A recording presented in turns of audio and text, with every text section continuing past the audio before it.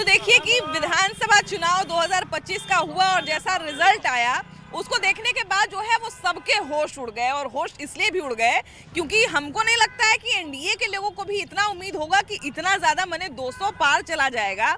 और शायद महागठबंधन के लोगों को भी नहीं पता होगा या आरजेडी को भी नहीं पता होगा कि सीट का संख्या घटते घटते इतना नीचे आ जाएगा। अब देखिए, वैसे तो कोई आधिकारिक बयान अभी तक आया नहीं है आरजेडी की तरफ से कि उनके हार का क्या कारण रहा या महागठबंधन की तरफ से, लेकिन जनता के बीच में अलग अलग तरह का समीक्षा आ रहा है।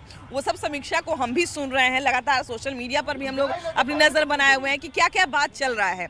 लेकिन हम सोचे कि जब इतना समीक्षा सब जगह चल रहा है तो एगो अपनी जनता से भी राय विचार कर ही लिया जाए और उनसे भी जरा जान ही लिया जाए कि वो जो है इस हार के विषय में क्या सोचते हैं, उनके सामने क्या क्या कारण उनको नजर आता है।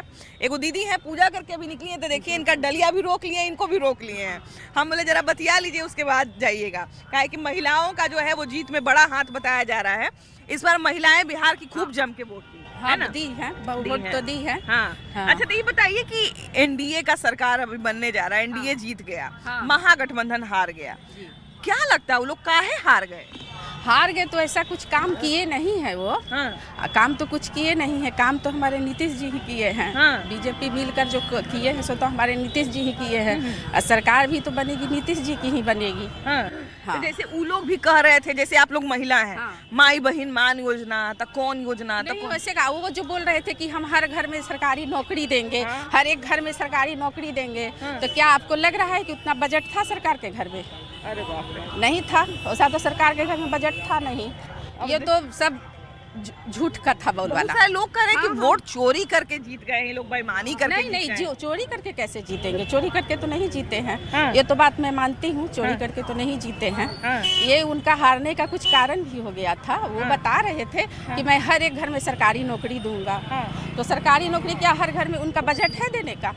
बजट तो है नहीं सरकार के पास। हिसाब किताब जो है वो बिहार की एक आम महिला भी लगा रही है। देखिए, पूरा करके आ रही है, घरेलू महिला है, बावजूद इसके सारा हिसाब किताब जोड़ी हुई है कि जो वादा किया जा रहा है उसमें से कितना वादा पूरा किया जा सकता है, कितना बजट है हमारा, कितना अगर नौकरी देंगे तो कितना खर्चा होगा, ये सारा चीज जोड़ी। हाँ, महिला लोग को तो ये लोग दिए हैं। अभी सब कोई को जीविका वाला, जीविका जो चला है उसमें सबको 2-2 हजार नीतीश जी जो दिए हैं, वो सब इसके कारण ही महिला लोग आगे बढ़ चढ़ के उनको दिए हैं। 10,000 वाला जो मिला था वो। हाँ, दिए हैं, नीतीश जी सबको दिए हैं।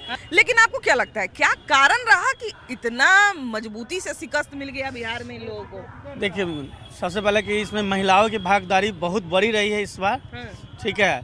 और जितने भी डेवलपमेंट के काम नीतीश कुमार ने किए हैं उनको देखते हुए जन जन के लोगों ने वोट किया है। और आरजेडी के लोगों ने शुरू से ही इस चीज़ का डेवलपमेंट के नाम पे ही विरोध ही किया था। हर चीज़ के लिए किसी भी काम, कोई भी अगर डेवलपमेंट के काम हो उसमें अरंगा लगाते ही थे ये लोग। वो पब्लिक की नज़र में थी, इसलिए पब्लिक और उनके समाज के भी लोगों ने मतलब देख ही रहे थे गाना जो चल रहा था, खट्टा के नोक पे उठाने की बात हो रही थी। जब सरकार आपकी नहीं आई तब कट्टा के नोक पे उठाने की बात आती है, और जब सरकार आती तो आप क्या करते? तो वो तो और अब का समय वो है ना, सुशासन बाबू की सरकार है। आज के समय में लोग आराम से 2 बजे रात को भी घर से निकल जाते हैं। तो हमें ऐसे ही सरकार चाहिए थी कि किसी चीज़ का डर बह न रहे। भौकाल था उन लोग का, देखा कि हम आ जाएंगे तो मैं ये चीज़ करूँगा। भौकाल ही जमा रहे थे। हाँ, भौकाल जमा, अपना वर्चस्व जमा रहे थे। हाँ, अपना वर्चस्व जमा रहे थे कि हाँ, देखिए जनता मूर्ख, बिहार का जनता मेरा मूर्ख नहीं था। वह आपका रॉयल्टी समझ चुका था कि आप आइएगा सरकार में क्या कीजिएगा से। यह 1990 से लेकर 2005 का दृश्य अपना आप में आप रुतबा दिखा रहे थे कि मैं इस ढंग से आ रहा हूँ। जनता हमको स्ट्रांग है पूरे बिहार का, और बिहार में पूरे भारत का मोदी जी के नेतृत्व में मेरा जो विकास के गंगा जो बढ़ रही है वह अपार बढ़ रही है। देखिए, विपक्ष का होना बड़ा जरूरी है, इसीलिए हम एक समीक्षा कर रहे हैं कि बिहार में जो है वो इतनी बड़ी जो शिकस्त मिली है उसका कारण क्या है। अगर इस तरह का कारण पता चलेगा तो जरूर भविष्य में जो है जो आप लोगों को दिखता है। देखिए, विपक्ष जो है कहीं ना कहीं, चूंकि कांग्रेस और आरजेडी और उनके जो कुछ जो वीआईपी वगैरह मिलकर जो महागठबंधन बनाए थे, महागठबंधन बनाए थे, तो वो कहीं ना कहीं कांग्रेस के इतिहास से बहुत प्रेरित है। जैसे कि तेजस्वी यादव जी अपने आप को मुख्यमंत्री घोषित कर लिए और मुकेश सहनी जी को उप मुख्यमंत्री घोषित कर दिए। तो इससे पहले, आज़ादी से पहले 1930 में एगो लाहौर अधिवेशन हुआ था, तो कुछ फ्रीडम फाइटर लड़ाई लड़ रहे थे अंग्रेजों के खिलाफ, और लाहौर अधिवेशन में नेहरू जी को सब प्रधानमंत्री घोषित कर दिया था।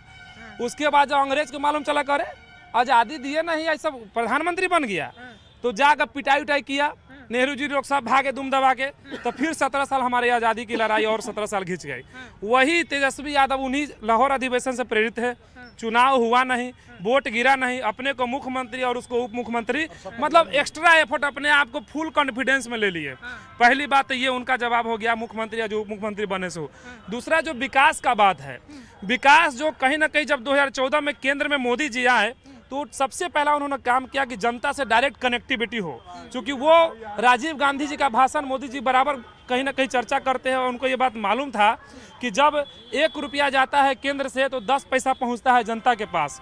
ये बात मोदी जी को मालूम था। जनता से कनेक्टिविटी रहती है तो अपना कमी भी पता चलता है ना? कनेक्टिविटी किए, और जैसे ही 14 के बाद जनता से जब कनेक्टिविटी हुए, चाहे जनधन योजना चाहे जो भी हो, तो 1 रुपया अगर केंद्र से आता है तो डायरेक्ट 1 रुपया जनता के पास जाता है, और बिचलिए जो है ना वो जनता के सामने हाथ जोड़ते कि सारे में से 10 पैसा घूस हमरा देना था।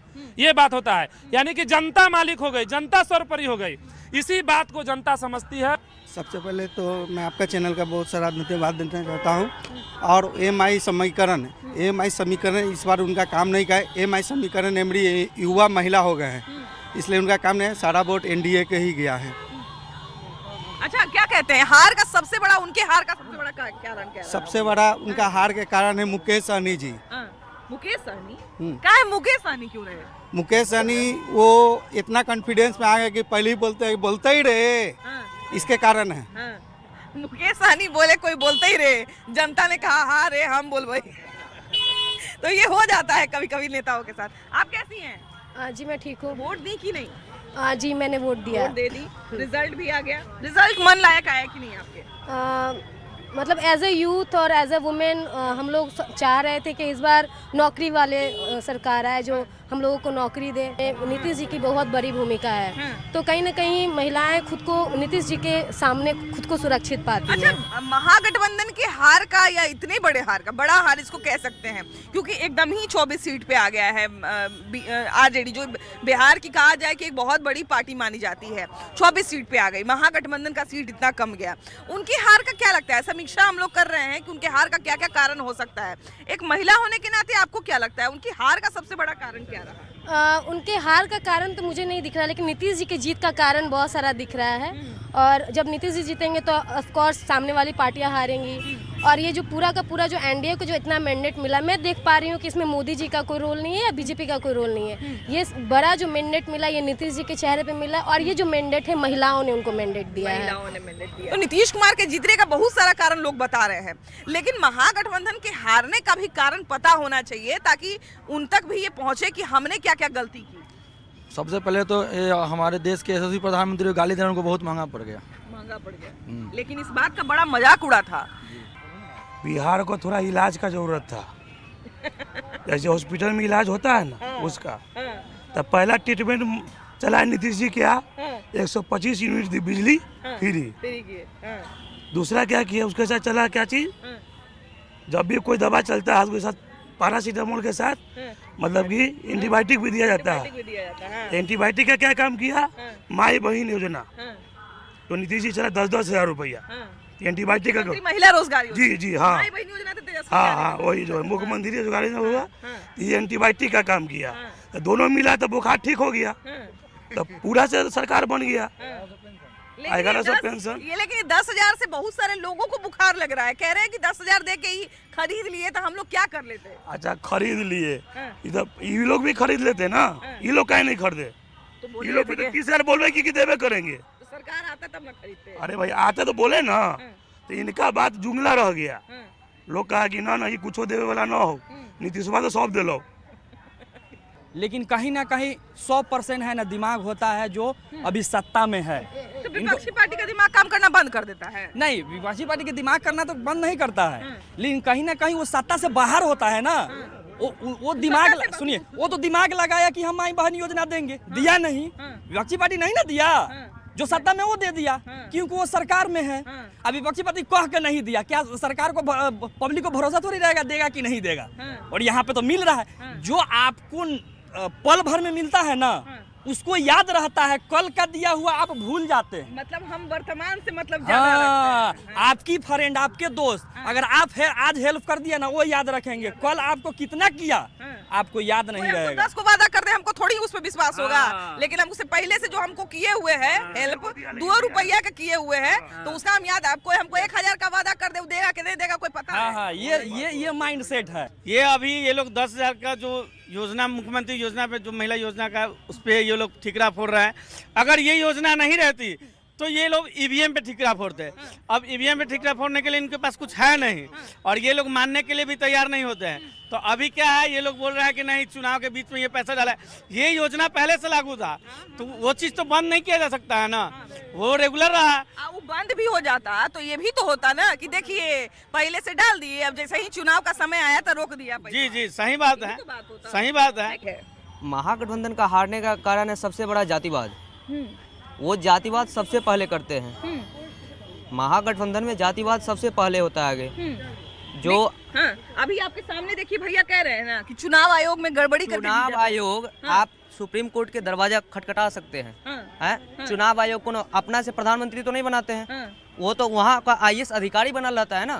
तो वो पढ़ा लिखा इंसान व्यक्ति बना रहता है, कोई अनपढ़ नहीं बनता है, कोई मंत्री नहीं बनता है। भैया के कहने का मतलब है कि उनको सत्ता पक्ष ने अपने में मिला लिया। नहीं, चुनाव आयोग के ऊपर किसी का दावादारी नहीं चल सकता है, भले मुख्यमंत्री का है ना, उसका वो नहीं चल सकता। जैसे आने वाले 5 साल में महागठबंधन को अपने कौन सी चीज पर काम करना चाहिए जिससे भविष्य में वो और मजबूत हो, क्योंकि विपक्ष का स्थिति भी तो मजबूत होना चाहिए ना भैया। विपक्ष का स्थिति तो मजबूत हो जाना चाहिए। आने वाले 5 साल में क्या चीज पे काम करना चाहिए? बेरोजगारी पर काम करना चाहिए। जैसे बेरोजगारी पर तो जातिवादी छोड़ देंगे, वो ठीक हो जाएगा। जातिवादी छोड़ देंगे, सब ठीक हो जाएगा। जातिवादी छोड़ देंगे, हरियर गमछा छोड़ देंगे, उस दिन से ठीक हो जाएगा। अरे हरियर गमछा तो देखे कि सार लाल कपड़ा देख के भड़कता है ना, वैसे हरियर गमछा देख के जनता भड़कता है। हरा गमछा में क्या दिक्कत है? कर्ज करते ले लेता है उनका नेता, तो सब ठीक है। कार्यकर्ता कर्ज करते गड़बड़ कर देता है, नेता तो सब ठीक। कार्यकर्ता ऐसा क्या करते हैं कि उनका छवि खराब हो गमछा लेके हुए उन्हें करता है, गड़बड़ कर देता है। हुए मतलब उनसे देख के लोग इमेज खराब हो जाता है जनता करता है। जैसे बताया ना, जो सार देख के भड़कता है लाल गमछा, वैसे देखता है हरियर गमछा, पब्लिक तो भड़क जाता है कि पता नहीं क्या करेंगे नहीं करेंगे। एक पत्रकार जो हैं वो बैठ के समीक्षा कर रहे थे, काफी सीनियर पत्रकार हैं, वो समीक्षा कर रहे थे कि जब हम बहुत सारे रैली में गए तेजस्वी यादव के, तो वहां पर एक तरह से कहा जाए कि इतने जोश में कार्यकर्ता आ जाते थे कि उससे छवि एक खराब हो जाता था। लालू जी मुख्यमंत्री, उनका बेटा भी मुख्यमंत्री, उनके पत्नी जैसे वो अपना जातिवाद ला रहे हैं, पारिवारिक ला रहे हैं, सब चीज ला रहे हैं। जनता सोच रहा है कि हम वोट देंगे, पार्टी अलग सब एक ही है, लेकिन कुछ नया चेहरा देगा तो अगर मान लीजिए चेहरा बदला जा सकता है, बदला जाए। नीतीश जी भी तो अपना बेटा दे सकते थे,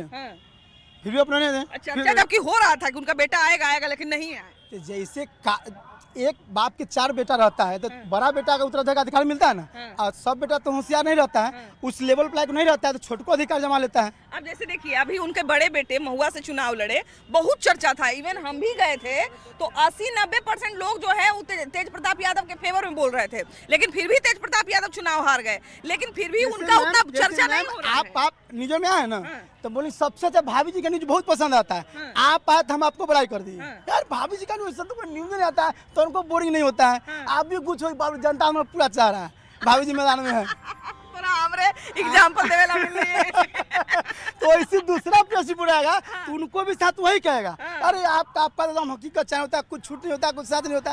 तो पब्लिक भी अब होशियार हो गया है, पब्लिक बुर्बक नहीं है, अब सब जगह देखता है उसको। मोबाइल देखिएगा, वीडियो चल रहा है, अभी ताली बजाएगा तो कहेगा जन सुराज के पार्टी के, फिर पार्टी के सिंबल देकर लोग पकड़ लेता है। तो पब्लिक पूर्वक नहीं, पब्लिक होशियार हो गया है। जन सुराज का भी देखिए कि इतना भयानक हार हो गया, मैंने पता भी नहीं चला। क्या पीला पहने हुए भी हैं, हालांकि पीला 2 पार्टी थे तो लोग कुछ कंफ्यूज भी हो रहे थे कि तेज प्रताप वाला पार्टी है कि उन्ने वाला पार्टी है। क्या कहते हैं प्रशांत किशोर को भी? सबसे पहले तो आपको न्यूज़ 18 बिहार को बहुत बहुत धन्यवाद, और उनको प्रशांत किशोर ना कहकर अगर फ्रॉड किशोर कहा जाए तो कहीं कोई दो मत नहीं होगी, क्योंकि वो जो अभी किए हैं अपने बिहार में, मतलब कि जो उनका विजन था पैसा कमाना था, उनको आकर के और पैसा कमा करके वो निकल लिए।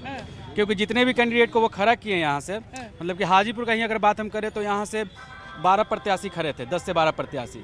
सारे लोगों को से वो 21-21 हज़ार रुपया रजिस्ट्रेशन के नाम पे लिए। हाजीपुर से जो उनके कैंडिडेट रहे हैं उनके बारे में हम कुछ बात भी सुने हैं। बिल्कुल बिल्कुल बिल्कुल, हम बता रहे हैं, कैंडिडेट का नाम भी हमको याद है, 12 कैंडिडेट का नाम हम बता देंगे, क्योंकि हम बहुत वो तह तक हम गए थे ये जनसुराज, क्योंकि हमको लगा कि बदलाव लाएगा, लेकिन जो स्थिति हुआ कि बहुत लोगों को लग रहा था कि वो हाजीपुर से सबको बरगला करके रखे।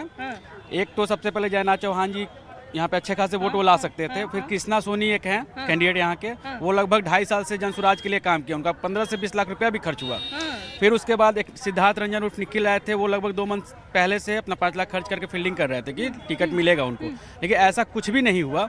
और वो एक ऐसे कैंडिडेट को यहाँ से लाए, प्रतिभा सिन्हा, जो कि अपने हाजीपुर की है भी नहीं, वो बिहार यहाँ वैशाली की हैं। और वो उनका भी बाइट हम सुने तो वो कहें कि हम तो वैशाली से चुनाव लड़ने के लिए तैयारी किए थे, हमको क्यों हाजीपुर से सीट दिया गया। लेकिन ऐसा 2-3 लोगों के साथ किया गया है, शायद लालगंज और वैशाली में भी कुछ हेरफेर किया गया। उनका विजन था कि पैसा कमाना था, और पैसा कमा करके वो प्रशांत किशोर जी, प्रशांत किशोर जी, उनको परेशान किशोर भी आप कह सकते हैं, तो वो निकल लिए।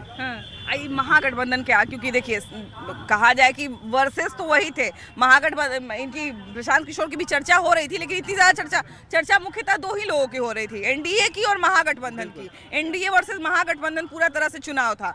अब एनडीए को इतना भारी बहुमत और महागठबंधन को इतना कम सीट आना, क्या लगता है जीतने का तो उनका बहुत सारा कारण हो सकता है, इनके हारने का क्या कारण है? इनमें हारने का कारण सबसे पहले कार्यकर्ता लोग ही उनके हारने का कारण बने, जो कि वो लोग भोकाली बना करके और इतना अपशब्द बात शुरू से वो लोग बोलते रहे हैं, कहीं मान सम्मान कुछ नहीं। हालांकि तेजस्वी यादव कभी नहीं बोले हैं कि उसको आप गाली दीजिए या इस धर्म को ये कीजिए या वो कीजिए, लेकिन कार्यकर्ता लोगों का सारा ठेकरा कार्यकर्ता लोगों पर कुछ सॉन्ग वगैरह भी जो निकला था, उस सबको भी लेकर के उनके हारने का कारण हुआ है।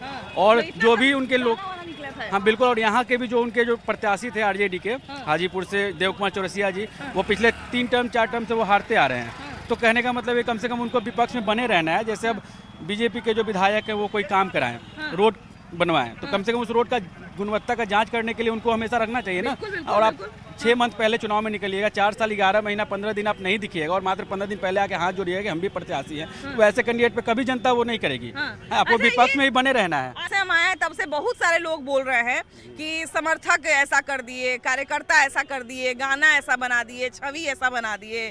तो मान लीजिए समर्थक गाना बना दिया तो उससे पार्टी का क्या ऐसा इमेज खराब हो जाता है जिससे इतना बड़ा हार मिल जाएगा? कैसे नहीं होगा, देखिए समर्थक ही होते हैं पार्टी का उत्साह, पार्टी के वोटर। बिल्कुल बिल्कुल। और जब वही जनता में भय पैदा कर देंगे तो जनता वोट देने से पहले तो डरेगा। कहा जाए कि समर्थक मैसेंजर होते हैं, पार्टी का, पार्टी का मैसेज। जब वही संदेश गलत पहुंचाएंगे तो लोग तो डरेगा, लोग डर के वोट नहीं दिया जी। अच्छा, तो इस बार ये बताइए कि इस बार प्रचार का तरीका जैसा आमतौर पे बीजेपी अपनाती थी, उसी तरह का लगभग तरीका आरजेडी ने भी अपनाया। सोशल मीडिया भी उनका इस बार पूरा तगड़ा था, एकदम आईटी सेल उनका पूरा तगड़ा था। तो ये सब खबर तुम तक जाता होगा ना? सोशल मीडिया पर एक लड़का को चढ़ा के फिर कट्टा का गाना भी तो गवा रही है, तो बीजेपी नहीं ना करती थी। बीजेपी राष्ट्र के प्रति लोगों को जागरूक करती है, अपने धर्म के प्रति वो ये कह के वोट मांगती है। जैसे ये सब बात उन तक पहुंचता होगा ना कि सोशल मीडिया पे ऐसा ऐसा गाना के चलते असर पड़ रहा है, सोशल मीडिया पे जो आरजेडी का ऐसा ऐसा गाना आ रहा है उससे जनता में असर, ये तो पहुंचता होगा ना आरजेडी तक, महागठबंधन तक पहुंचता होगा ना। तो काहे उसको चुनाव में ठीक नहीं किए? अच्छा, ये पहला बार गाना गया कि इससे पहले क्या है? इससे पहले नहीं गाता था?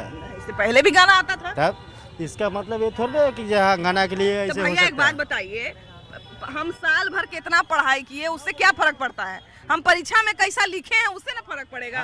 ठीक है, उससे फर्क पड़ेगा। नहीं, ये बात सही है कि जहाँ गाना के लिए फर्क पड़ा है, ऐसा बात नहीं है। मैंने गाना, हाँ, टुनटुन यादव जो गाया है वो गलत गया है, इसके लिए बहुत उसका सारे थे, उसके छवि खराब किया है।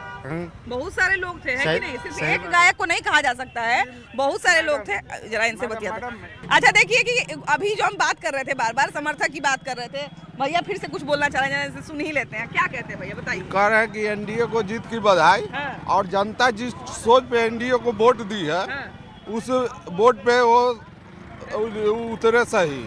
अच्छा, ये बताइए कि इतना देर में हमको इतना तो समझ आ गया कि आप लोग जो है वो समर्थक हैं, आरजेडी के समर्थक हैं। आने वाले 5 साल में क्या चाहते हैं, किस चीज पर काम हो, बढ़िया से वो लोग सोच विचार करें? जनता के हर एक भविष्य के लिए नौकरी, रोजगार, रोड, सड़क, डॉक्टर, इस सब का इलाज, सरकारी अस्पताल में व्यवस्था बढ़िया हो, सड़क बढ़िया हो।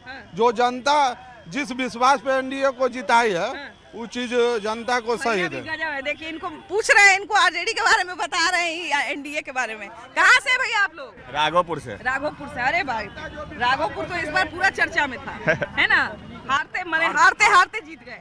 क्या कहते हैं इस बार जो है वो क्या ऐसा कमी रह गया महागठबंधन की तरफ से जिससे ये ऐसे गड़बड़ी आ गया? कमी देखिए, कमी कहीं न कहीं तेजस्वी यादव का है, उनका फैसले का। हाँ, क्या उनका ऐसा वो फैसला ले लिए? फैसला ले लिए कि वो जो कार्यकर्ता जो भर्ती किए ना, वो थोड़ा रॉन्ग टाइप के भर्ती कर दिए। मैंने उनका टीम में थोड़ा गड़बड़ी। हाँ, टीम में गड़बड़ी। उससे क्या मैंने ऐसा क्या हुआ जिससे उनके कार्यकर्ता का प्रभाव वोट पर पड़ गया? पड़ेगा ना, कार्यकर्ता ने ऐसा क्या किया? सुनिए, जाने ये हिंदुस्तान है, सिंपल सी बात है। जब इसका बंटवारा हुआ तो 2 विभाजन हुआ, आदमी को यही बताया गया। लेकिन हम लोग जैसे हमारे दादा ये सब बताते, आर्मी से रिटायर थे, कि इस देश का 4 टुकड़ा हुआ था। 4 टुकड़ा, जिसको सिंगापुर भी इसी देश का हिस्सा था, इसको भी अलग किया गया था। इस 4 विभाजन में बांटा गया। उस समय जाति आधारित पर, मतलब धर्म के आधार पर इस देश का बंटवारा हुआ। और जो धर्म के आधार पर जब देश अलग हो गया तो उस समय सभी को भेज देना चाहिए था। तो ये कांग्रेस में कहीं ना कहीं गलती आरजेडी बेचारा तेजस्वी है, गलती है। बताते क्या, उस समय एगो बहुत जेएनयू में, जेएनयू का सबसे, जेएनयू जानते हैं, आधा से ज्यादा देश में आतंकवादी कहाँ से फैलता है? जेएनयू से। ऐसा है मैम, हम स्टूडेंट हम बता रहे ना, ऐसा है।